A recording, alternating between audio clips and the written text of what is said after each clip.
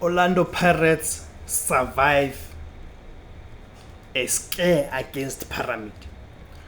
Orlando Pirates had a lucky escape. Orlando Pirates had a lucky escape against Pyramids FC in the first leg of the CAF Champions League semi-finals.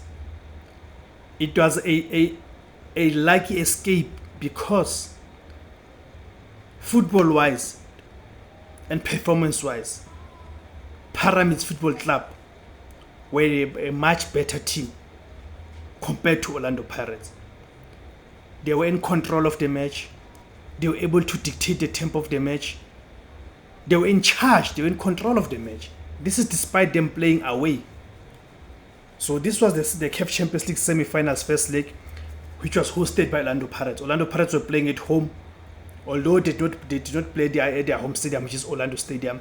They played next door at the FNB Stadium, Soccer City. You know, this is the stadium that hosted the 2010 FIFA World Cup opening match and the 2010 FIFA World Cup final.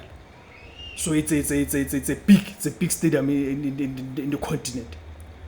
So Orlando Pirates could not play their match at Orlando Stadium because of the Easter weekend. There's a church that booked the stadium for the Easter weekend. So Pyramids were playing away. But you could not tell. You could not tell if you were to watch the match and you are someone who's not familiar with the African football. You could not tell that Pyramids were playing away. You would have thought that it is actually Orlando Pirates who are playing away. And not because Orlando Pirates deliberately set out to be defensive. I'm talking in terms of their starting lineup.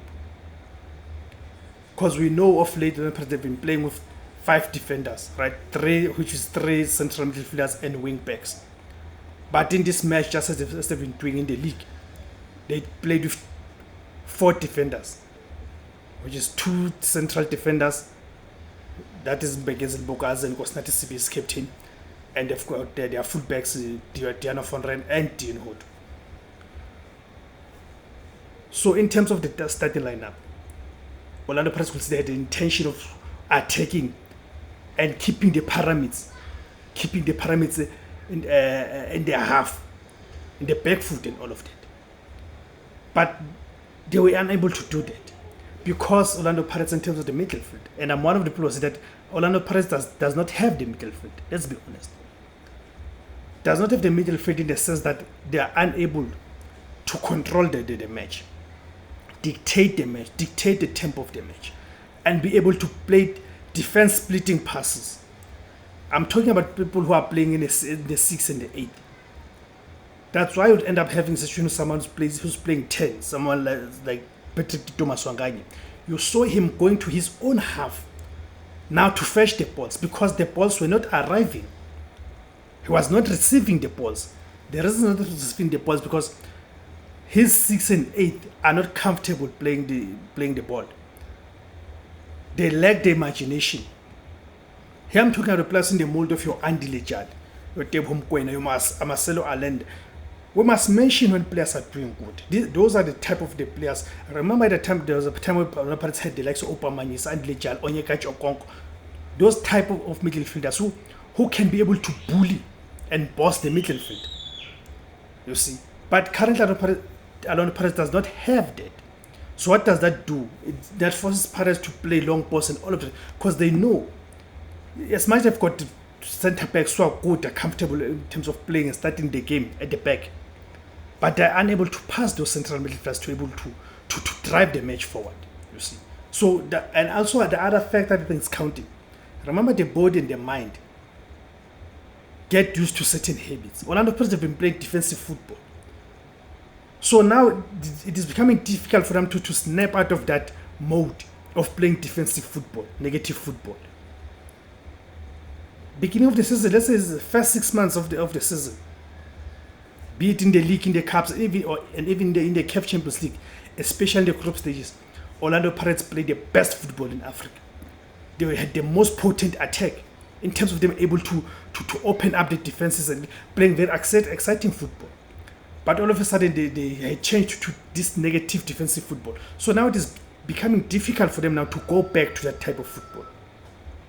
Because they've gotten so used to this thing of sitting back allowing teams to attack, absorb pressure, and looking to hit them on the counter. So that is why even yesterday, even if they had put out an attacking team, but they were unable to play their game. And must also give credit to the Pyramids.